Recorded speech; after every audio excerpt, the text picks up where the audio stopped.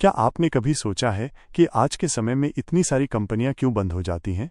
क्यों लाखों लोग बिजनेस शुरू तो करते हैं लेकिन कुछ ही सालों में हार मानकर छोड़ देते हैं? क्या आप भी अपना खुद का बिजनेस शुरू करना चाहते हैं? या फिर अभी बिजनेस में हैं लेकिन आपको वो ग्रोथ नहीं मिल रही जिसकी आपने कल्पना की थी?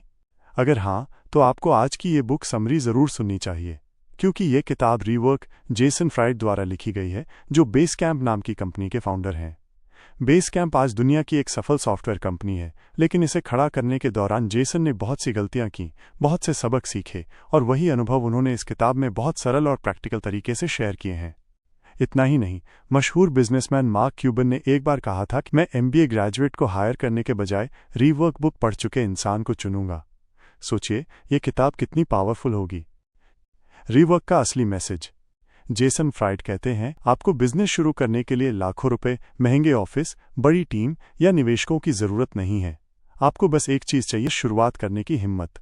रीवर्क हमें सिखाती है कि बिजनेस को चलाने के लिए प्रैक्टिकल स्टेप्स ज्यादा काम आते हैं, न कि सिर्फ बड़े बड़े प्लान्स और थियोरीज। इस किताब को 12 चैप्टर्स में बांटा गया है। हर चैप्टर आपके बिजनेस को नए नजरिए से देखने की ताकत देता है। आज मैं आपको हर चैप्टर की डीप समरी और उसमें छिपे बिजनेस लेसन्स बताऊंगा। रीवर्क, बिजनेस के लिए एक नया नजरिया। Chapter 1, start small, solve your own problem. ये चैप्टर एक मौलिक विचार से शुरू होता है। दूसरों की नकल करने के बजाय अपनी समस्या को हल करने पर ध्यान केंद्रित करें। लेखक जेसन फ्राइड का मानना है कि सफल बिजनेस अक्सर किसी की अपनी व्यक्तिगत जरूरत को पूरा करने के लिए शुरू होते हैं। जब आप अपनी समस्या को हल करते हैं तो आप पहले से ही अपने पहले ग्राहक होते हैं और आप उस समस्या की गहराई और बारीकियों को समझते हैं। सबक, किसी और के आइडिया की नकल न करें। ये देखने के बजाय कि बाजार में क्या चल रहा है, अपनी दैनिक समस्याओं पर ध्यान दें। क्या कोई काम करने का बेहतर तरीका है? क्या कोई ऐसा टूल है जिसकी आपको ज़रूरत है लेकिन वो मौजूद नहीं है? इस तरह का दृष्टिकोण आपको एक ऐसा प्रोडक्ट या सर्विस बनाने में मदद करेगा जो न केवल प्रामाणिक होगा बल्कि जिसे आप दिल से समझेंगे भी। नाइकी और बेसकैम्प जैसी कंपनियां इसी तरह शुरू हुईं। उन्होंने अपने लिए कुछ बनाया और बाद में पाया कि लाखों लोगों को भी उसी चीज़ की ज़रूरत थी। Chapter 2, don't wait for startup tags. Jason Fried इस चैप्टर में उन लोगों की मानसिकता पर सवाल उठाते हैं जो बिजनेस शुरू करने के लिए सही समय या सही परिस्थितियों का इंतजार करते हैं। लोग अक्सर बहाने बनाते हैं, जैसे कि मेरे पास फंडिंग नहीं है, मेरे पास बड़ा ऑफिस नहीं है या मेरे पास एक परफेक्ट टीम नहीं है। फ्राइड कहते हैं कि ये सब सिर्फ बहाने हैं। बिजनेस शुरू करने के लिए इन चीज़ों की ज़रूरत नहीं होती। सबक, बिजनेस शुरू करने के लिए एक स्टार्टअप कहलाने का इंतजार न करें। एक छोटे से आइडिया से शुरू करें, चाहे वो आपके कमरे से हो या आपकी लोकल कम्युनिटी से। असली शुरुआत तब होती है जब आप पहला कदम उठाते हैं, न कि तब जब आप किसी निवेशक से पैसा पाते हैं। डी मार्ट के राधा कृष्ण दमानी ने एक छोटी दुकान से शुरुआत की और धीरे धीरे उसे एक विशाल चेन में बदल दिया। उन्होंने किसी स्टार्टअप टैग का इंतजार नहीं किया। Chapter 3, focus on the epicentre. Her business का एक एपिसेंटर या मूल होता है, वो चीज़ जो आपके बिजनेस को परिभाषित करती है। ये वो कोर फीचर है जिसके बिना आपका प्रोडक्ट या सर्विस अधूरी है। ये चैप्टर सिखाता है कि आपको सबसे पहले और सबसे ज़्यादा इसी कोर पर ध्यान केंद्रित करना चाहिए। सबक, जब आप कोई नया प्रोडक्ट या सर्विस बनाते हैं तो फालतू के फीचर्स या सजावट पर समय बर्बाद न करें। अपने प्रोडक्ट के सबसे महत्वपूर्ण पहलू पर ध्यान दें। अगर आप एक पिज़्ज़ा की दुकान चला रहे हैं तो सबसे महत्वपूर्ण चीज़ पिज़्ज़ा का स्वाद है, न कि फैंसी इंटीरियर।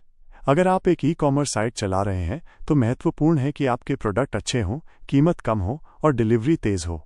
अमेज़न ने भी यही किया। पहले उन्होंने गुणवत्ता, कम कीमत और तेज़ शिपिंग पर ध्यान दिया। Chapter 4, be unique not a copy. इस चैप्टर का मुख्य संदेश है, नकल न करें। कॉपी करना आसान हो सकता है, लेकिन ये कभी भी दीर्घकालिक सफलता नहीं देता। जब आप किसी और की नकल करते हैं तो आप हमेशा एक कदम पीछे रहते हैं।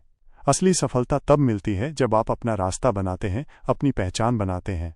सबक, दूसरों के नक्शेकदम पर चलने के बजाय अपनी खासियत और ताकत का पता लगाएं। एप्पल ने कभी बाजार में चल रहे ट्रेंड्स की नकल नहीं की। उन्होंने अपना रास्ता बनाया और अपने उत्पादों को एक अद्वितीय पहचान दी, जिससे वे सिर्फ एक कंपनी नहीं बल्कि एक कल्चर बन गए। अपनी मौलिकता पर जोर दें और कुछ ऐसा बनाएं जो बिल्कुल आप जैसा हो। चैप्टर 5, से नो, स्टे फोकस्ड। सफल बिजनेस की पहचान ये है कि वे जानते हैं कि क्या करना है, लेकिन उससे भी ज़्यादा महत्वपूर्ण ये है कि वे जानते हैं कि क्या नहीं करना है। इस चैप्टर में ना कहने की कला पर जोर दिया गया है। जब आप हर ग्राहक की मांग को पूरा करने की कोशिश करते हैं या हर नए आइडिया को अपनाते हैं तो आप अपनी मूल लक्ष्य से भटक जाते हैं। सबक: हर चीज़ के लिए हाँ कहना ज़रूरी नहीं है। अपनी प्राथमिकताएं तय करें और उन चीज़ों के लिए दृढ़ता से ना कहें जो आपके मुख्य लक्ष्यों से मेल नहीं खाती। यह फोकस बनाए रखने और संसाधनों को सही जगह पर लगाने में मदद करता है। किसी ग्राहक की एक छोटी मांग को पूरा करने के लिए अपने पूरे प्रोजेक्ट को बदलने से बेहतर है कि आप अपने मूल प्रोडक्ट को बेहतर बनाएं। Chapter 6: slow and steady wins. आज की तेजी से भागती दुनिया में हर कोई रातों रात सफलता चाहता है, लेकिन जेसन फ्राइड इस विचार को खारिज करते हैं। वे कहते हैं कि असली विकास धीमा और स्थिर होता है। हर प्रोडक्ट या सर्विस को अपनी परिपक्वता के लिए समय चाहिए। सबक: हड़बड़ी न करें। अपने प्रोडक्ट को धीरे धीरे विकसित होने दें और उसे सही करने के लिए समय दें। परफेक्ट रिजल्ट धीरे धीरे ही आता है, रातों रात नहीं। ग्राहकों से फीडबैक लें, सुधार करें और फिर आगे बढ़ें। ये धीमी गति आपके बिजनेस को मजबूत नींव देगी जो लंबे समय तक टिकेगी। Chapter 7: promotion rework. पारंपरिक मार्केटिंग के बजाय ये चैप्टर बताता है कि सबसे अच्छी मार्केटिंग गुणवत्ता से आती है। यदि आपका प्रोडक्ट वास्तव में अच्छा है तो लोग अपने आप इसके बारे में बात करेंगे। ये वर्ड ऑफ माउथ मार्केटिंग किसी भी विज्ञापन से ज़्यादा प्रभावी होती है। सबक: अपने प्रोडक्ट के बारे में खुद बात करें। लोगों से जुड़ें, अपनी कहानी सुनाएं और अपने काम के बारे में पारदर्शी रहें। विज्ञापन केवल एक शुरुआत हो सकता है, लेकिन असली सफलता हमेशा आपके काम की गुणवत्ता से आती है। ग्राहकों को इतना बेहतरीन अनुभव दें कि वे आपके सबसे बड़े प्रमोटर बन जाएं। Chapter 8: hiring rework. ये चैप्टर बताता है कि कर्मचारियों को चुनते समय रिज्यूमे से ज़्यादा उनके व्यक्तित्व, जुनून और काम करने के तरीके को महत्व देना चाहिए। बड़ी टीम की बजाय छोटी और केंद्रित टीम ज़्यादा प्रभावी होती है क्योंकि उसमें संचार और सहयोग बेहतर होता है। सबक: ऐसे लोगों को हायर करें जो न केवल योग्य हों बल्कि जो आपकी कंपनी के मूल्यों और कल्चर में फिट हों। कम लोगों के साथ शुरू करें ताकि आप हर व्यक्ति के साथ एक मजबूत संबंध बना सकें। एक छोटी समर्पित टीम एक बड़ी अव्यवस्थित टीम से कहीं बेहतर परिणाम दे सकती है। Chapter 9: damage control. बिजनेस में गलतियां होना स्वाभाविक है। इस चैप्टर में बताया गया है कि इन गलतियों को कैसे संभालना चाहिए। सबसे महत्वपूर्ण सबक है: अपनी गलती स्वीकार करें। जब कोई समस्या आती है तो बहाने बनाने या छिपाने के बजाय उसे साफ साफ स्वीकार करें और माफ़ी मांगें। सबक: ईमानदारी सबसे अच्छी नीति है। जब आप अपनी गलती स्वीकार करते हैं तो आपकी विश्वसनीयता बढ़ती है। ग्राहक आपकी पारदर्शिता की सराहना करते हैं और आपके साथ बने रहते हैं। समस्या को स्वीकार करना उसे हल करने का पहला कदम है। Chapter 10: culture rework.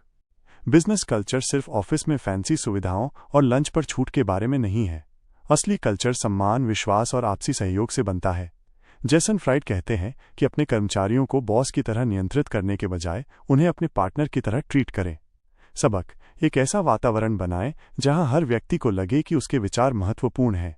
उन्हें अपनी भूमिकाओं में स्वायत्तता दें और उन पर भरोसा करें। जब कर्मचारी सम्मान महसूस करते हैं तो वे सिर्फ अपना काम नहीं करते बल्कि बिजनेस को अपना मानकर काम करते हैं। Chapter 11: stand for something. यह चैप्टर बताता है कि आपके बिजनेस में स्पष्ट मूल्य, वैल्यूज और सिद्धांत होने चाहिए। जब आप किसी चीज़ के लिए स्टैंड लेते हैं तो ये आपके लिए फैसले लेना आसान बनाता है। आपके मूल्य ही आपके बिजनेस के लिए एक रोड मैप का काम करते हैं। सबक: अपने सिद्धांतों को स्पष्ट रूप से परिभाषित करें। क्या आप हमेशा सबसे सस्ती कीमत की पेशकश करेंगे? क्या आप गुणवत्ता से कभी समझौता नहीं करेंगे? क्या आप हमेशा ग्राहकों को पहले रखेंगे? ये सिद्धांत आपके सभी फैसलों को निर्देशित करेंगे और आपके बिजनेस को एक दिशा देंगे। Chapter 12: conclusion. रीवर्क का अंतिम संदेश बहुत सरल है: बिजनेस को जटिल ना बनाएं।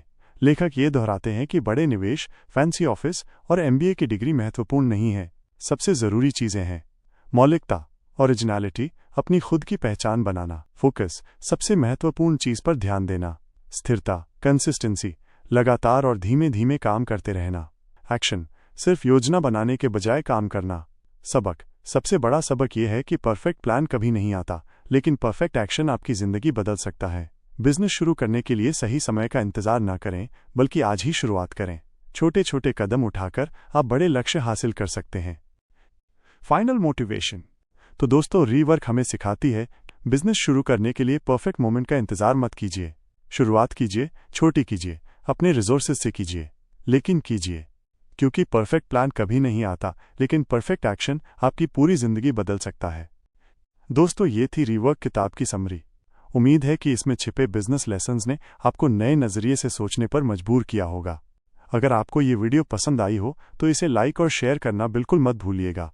और हाँ, आपके लिए हर हफ्ते हम लेकर आते हैं दुनिया की बेस्ट बुक्स की गहरी और सरल समरीज, तो चैनल दी बुक बैठक को सब्सक्राइब ज़रूर कर लीजिए।